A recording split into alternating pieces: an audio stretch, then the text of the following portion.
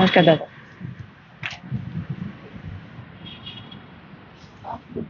Vote তো দিয়েছেন। একদম একদম। হ্যাঁ, এই এরকম একটা ভোট দেওয়ার আপনি কি মানে একটু অস্বস্তিতে, মানে শিল্পপতি ব্যবসায়ীরা একটু কেমন জানি ঠিক মোদি অমক, মানে একটু ঠিক মনে হচ্ছে না যে মোদির সাপোর্ট করা একটা স্মার্টনেস।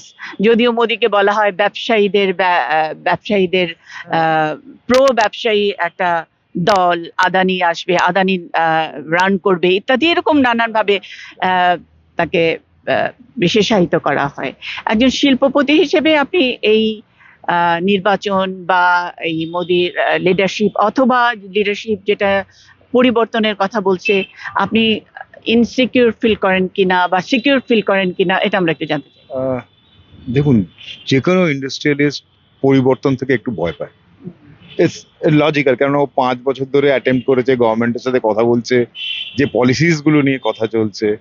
নতুন গভর্নমেন্ট আসলে অটোমেটিক্যালি সেগুলো চেঞ্জ করবে, আর সেগুলোকে ফেস করতে হবে। দেখুন, আমরা তো ছোটখাটো ব্যবসাদার, ঠিক আছে, 200 কোটি টাকার একটা কোম্পানি আছে। যারা বড় তারা অনেক বড়, আর they have the leverage, we don't have any, মানে সেইভাবে কানেকশন তো আমাদের হয় না গভর্নমেন্টের সাথে। আমাদের ওনাদের বোঝাতে হয়, বুঝিয়ে কেন এই পলিসিটা চাই আমার, কেন এই যে কাজগুলো আমরা এগিয়ে রাখি। পরিবর্তন হলে সেগুলোতে হয়, কিন্তু বাট পরিবর্তন তো একটা constant. Change is the only constant, যেটা কিনা হবেই। তো আজই না হলে আগে হবে। কিন্তু আমার আমার যেটা মনে হয়েছে, যে কিছু কাজ ডেফিনেটলি আমাদের অ্যাডভান্টেজ হয়েছে। আপনি ভিখারি পর্যন্ত পেটিএম এর কিউআর কোড দেখায় এখন। So that's a positive side. আর নেগেটিভ সাইডে হচ্ছে গিয়ে যে বিশাল একটা জায়গায় কাজের ক্ষতি হয়েছে, কাজ চলে গেছে ডিমনিটাইজেশনের জন্য, বা যে কোনো কারণে হোক। তাদের মানে কোভিড একটা আনঅ্যাভয়েডেবল সার্কামস্টান্স ছিল। তাদের বিজনেসম্যানরাও ধাক্কা খেয়েছে, সাধারণ মানুষ আরো বেশি ধাক্কা খেয়েছে। আমাদের তো তাও কিছু পুঁজি আছে, আমরা তো বেঁচে বেরিয়ে যাব। তো সেগুলো এখন, ওটা তো কারুর হাতে নেই, না, মোদিরও এখন হাতে নেই। দুনিয়ার জোড়া যে কথাটি বলা হয় যে রাজনীতি এখন বিজনেসম্যানদের হাতে, অথবা বিজনেসম্যানরাই বা রাজনীতিবিদরা রাজনীতি কি কখনো বিজনেসম্যান থেকে ছাড়া ছিল? বাইরে ছিল। কখনো ছিল? আমার তো মনে হয় না। আচ্ছা, সেটা এখন আরো ফলো করে বলা হয়। আগেও ছিল, বিড়লা, টাটা বিড়লা বলে একটা কথা বাংলায় ছিল। এনিথিং, মানে কিছু, এই টাটা বিড়লারা এসে গেলি।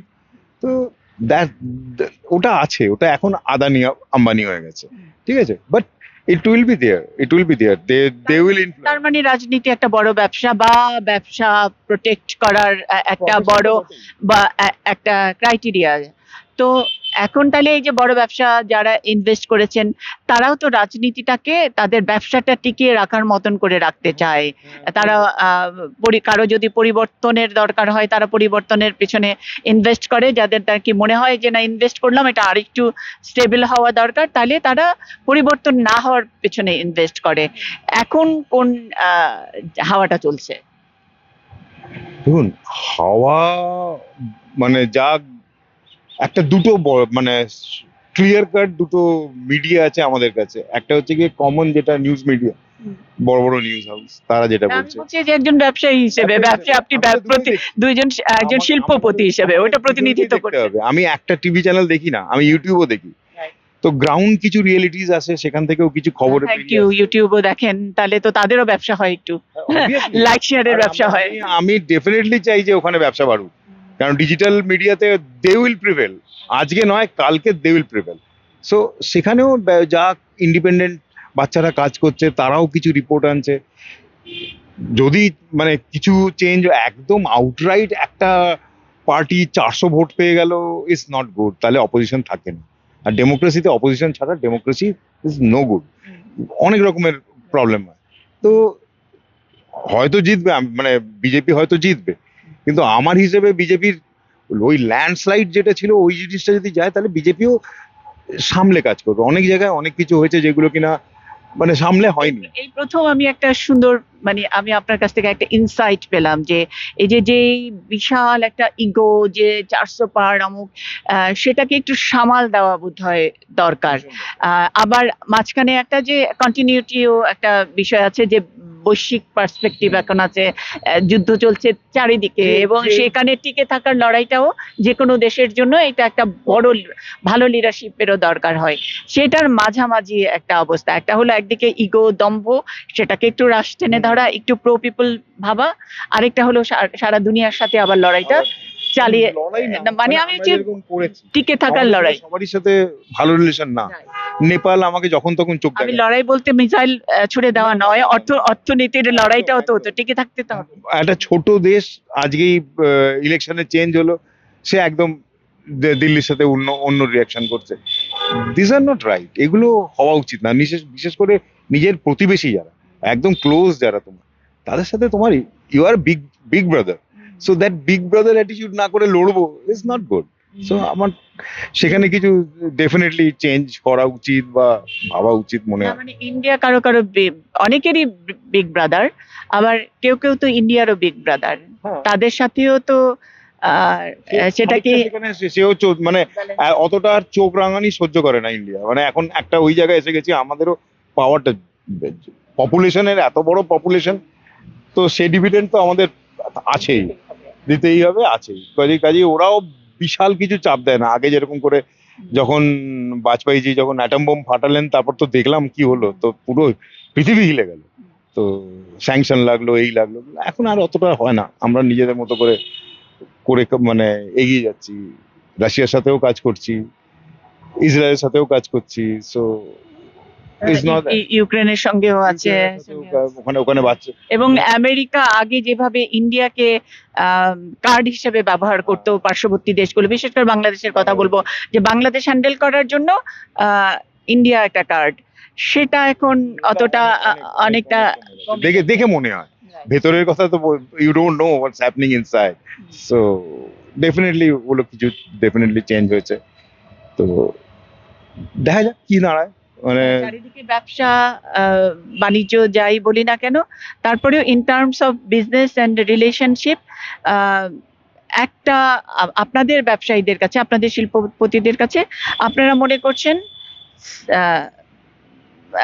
মোরলেস সেফ হ্যান্ড? পুরোপুরি আমি এটা বলতে পারি না যে আমরা সেফ হ্যান্ডে আছি। যারা আমরা যেরকম we are into technology development, research করে আমরা কাজ করি। ভারতবর্ষের মানে ওয়ান অফ দ্য রিসার্চ, মানে ছোট একটা ইঞ্জিনিয়ারিং কোম্পানির একটা এত বড় রিসার্চ ল্যাব নেই কারোর কাছে। সেখানে আমরা সেইভাবে যদি দেখতে যান, আমরা কোনো ফেসিলিটিস পাই না। গিয়ে বললে ব্যুরোক্রেটিক হার্ডেলের ভেতর কোথায় হারিয়ে যায়।